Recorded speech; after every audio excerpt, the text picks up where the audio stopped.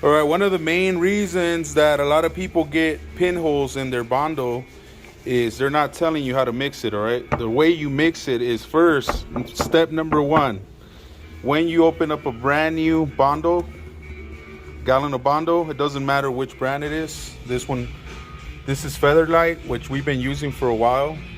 It's good stuff, cheap. Um, but one of the main reasons is that you guys are probably not mixing the resin that's in there.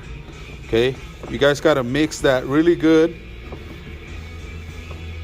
until it looks kind of watery. You see there?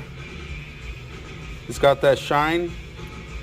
That tells you that it's been mixed properly.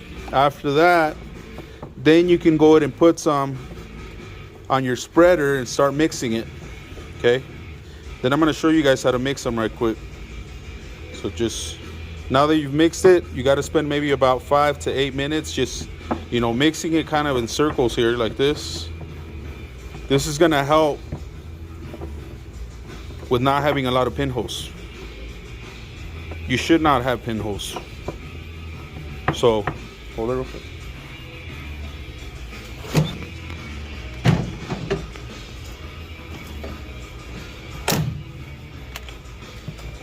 So I don't know if you guys use this. I've been using this. I used to use the old school way. This is one of my body mans. I don't use this anymore. I think it's cleaner doing it this way. Less work. Remember, less work means more money. You ain't got to spend that time doing all the extra steps. You're better off.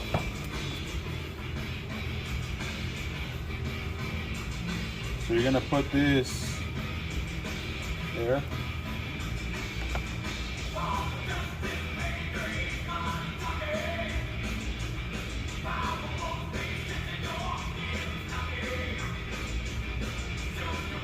And it's got to look the same consistency. You see that?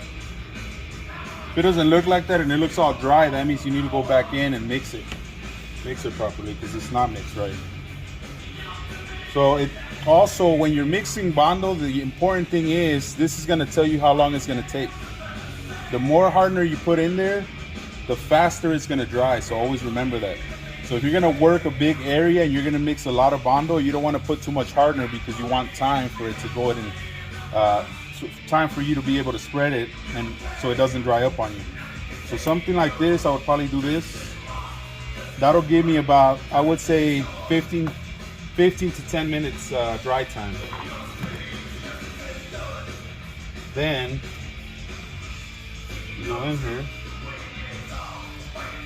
you just start mixing. Also, when you're mixing it, you got to push down on the Bondo.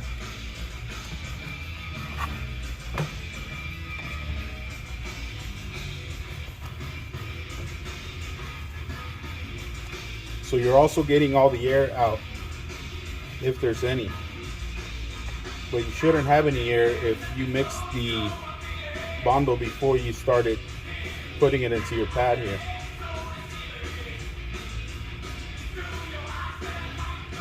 So this is kind of what I want. I want the same consistent color.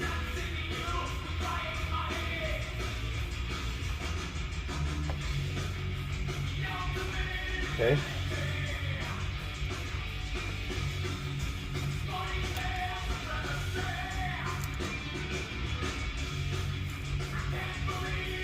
So now that everything looks the same consistent color here, that tells me that it's mixed properly. Okay, you see? So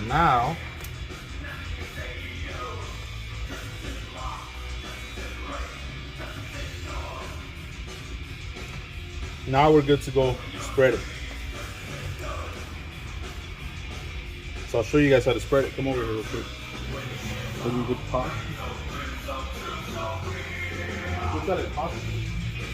So this is a door that should have been replaced, but because of the COVID situation, there's no doors. This is one of our dealers. This is not one of our customers' cars. It's still done right, but we had to work the metal more, so therefore we could only go so far. Looks really good. This is about 1.5 coats of Bondo right there. Not the right way. I know everybody's gonna say, well, that's not the right way of doing it, but this is what we have to do because there's no parts available. Okay, this is the only reason we're doing this. Not something we want to do, but if we have to do this, it's something that needs to be done. So when you're spreading, you want to go ahead and just not push too hard at the beginning. Okay. You gotta kind of go smooth.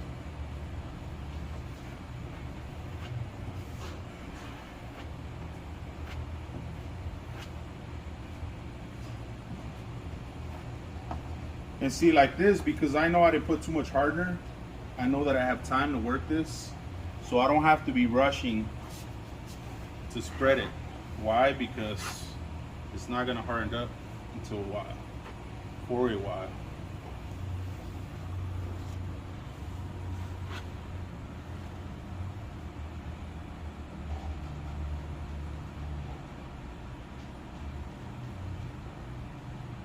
So what you do here when this curves, you push, but you don't push too hard. You kind of build it with the spreader. That way it cuts your sanding time in half. The more prep you do when you're doing body work and thinking about it ahead of time, the less work you're gonna have to do later. And that's what you want. That's where you're gonna make your money. You don't want to spend 2 hours sanding down all this extra Bondo when you could just make it right the first time.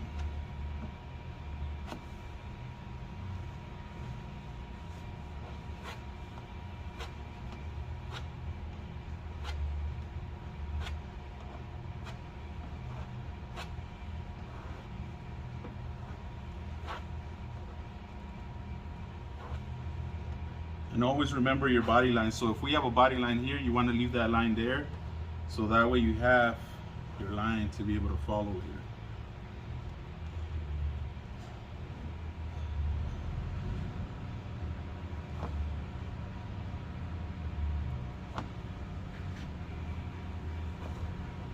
That's it. We're probably gonna have to do another small coat right here in the middle, but now the panel's looking good.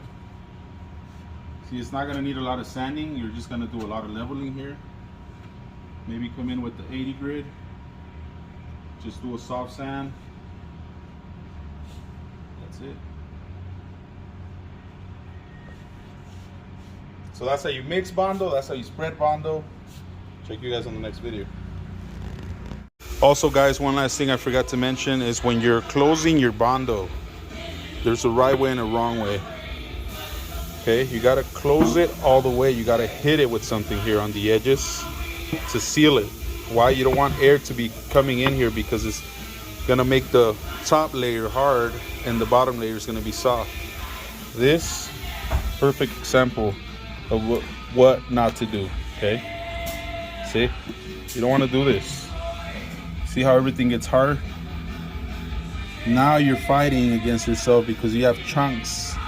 When you're getting some good Bondo out or some Duraglass or whatever it is that you're mixing, you're gonna have these pieces here go into your stuff, and when you're spreading, it's gonna look like shit and it's gonna give you trouble spreading.